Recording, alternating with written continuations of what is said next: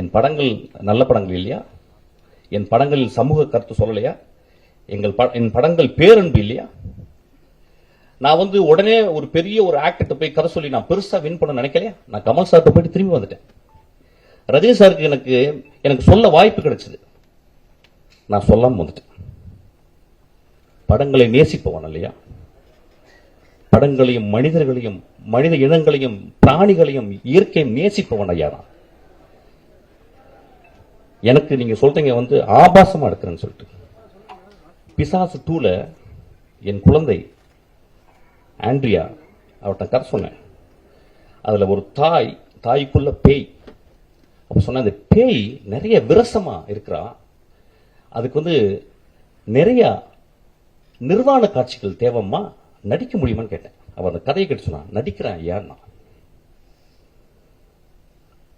நான் என்ன பண்ணேன், அதுக்கு ஒரு போட்டோ ஷூட் பண்ணேன். அந்த போட்டோ ஷூட் ஒரு பெண்ணால் எடுக்கப்பட்ட ஒரு போட்டோ ஷூட் ரெடி ஆயிடுச்சு. என்னுடைய அசிஸ்டன்ட் டைரக்டர் ஈஸ்வரி அனுப்புறேன், நானும் உள்ள இருக்கேன்.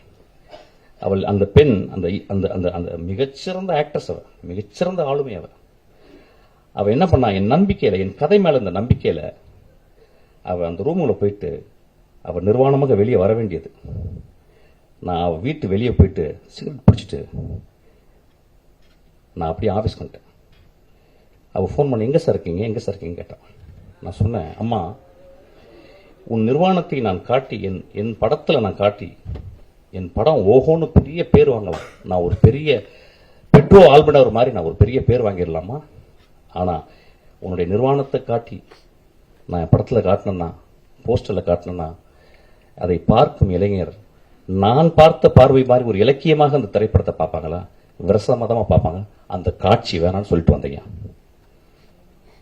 அந்த காட்சி நான் ஒரு போட்டோ எடுத்தாந்து நான் போஸ்டர்ல போட்டிருந்தா இந்நேரம் அந்த படம் ரிலீஸ் ஆயிருக்கும். 2 வருடம் அந்த படம் கேன்ல இருக்கு. அந்த படத்தை பார்த்த ஒரு மனுஷன் வெற்றிமாறன் உட்கார்ந்துருக்கான். அதை பார்த்துட்டு சாயங்காலம் எனக்கு ஒரு மெசேஜ் பண்ணா, இந்த இரவு முழுதும் என்னால் பேச முடியாது, நான் காலையில் போன்றேன் மெஸ்கின் அப்படின்னு சொன்னான்.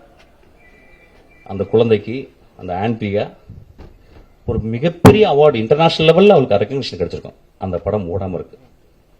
நான் சினிமாவை நேசிப்பவன் ஐயா. சினிமாவையும் சினிமா மேடையும் சினிமா மனிதர்களையும் நேசித்துக் கொண்டே இருக்கிறேன். எனக்கு அதை தவிர வேற வேலையே கிடையாது.